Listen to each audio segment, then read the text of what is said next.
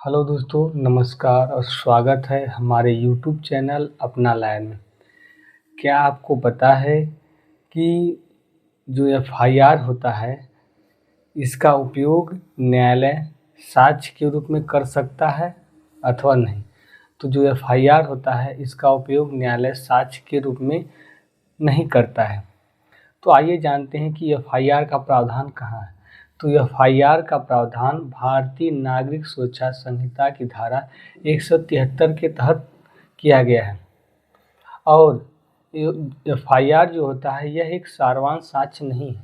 FIR मात्र एक सूचना है और उस सूचना के आधार पर अभियुक्त के खिलाफ केवल कार्यवाही की जाती है। उसको एफआईआर के आधार पर दंडित नहीं किया जाता है। तो जो एफआईआर होता है यह मात्र सूचना है। तो बात यहाँ यह आती है कि एफआईआर का उपयोग कहीं किया जा सकता है या नहीं किया जा सकता है।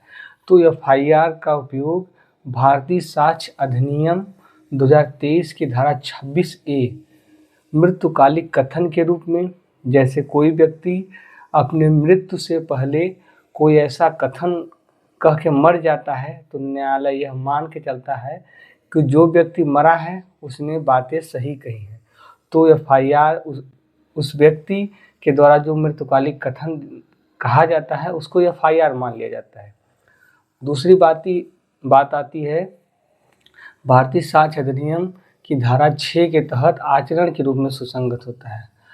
और तीसरी धारा है धारा 148। जो धारा 148 यह जो है खंडन से संबंधित है, जिसको बोलते हैं रिबट।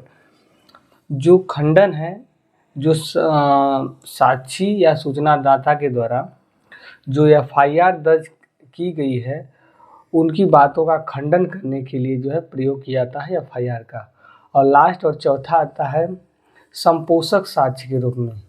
अर्थात जब सूचनादाता के द्वारा एफआईआर दर्ज करवाई गई थी तो जो बातें उसने एफआईआर में दर्ज कराई है, क्या उन बातों को न्यायालय में जब जो है विचारण चलता है, विचारण के दौरान जब उसको बुलाया जाता है तो क्या जो एफआईआर में उसने बातें लिखाई हैं वह उन्हीं बातों को जो है न्यायालय के समक्ष भी करता है। तो उन दोनों बातों को टैली कराने के लिए जो है एफआईआर का उपयोग किया जा सकता है, अन्यथा एफआईआर का उपयोग कहीं नहीं होता है। Thank you so much.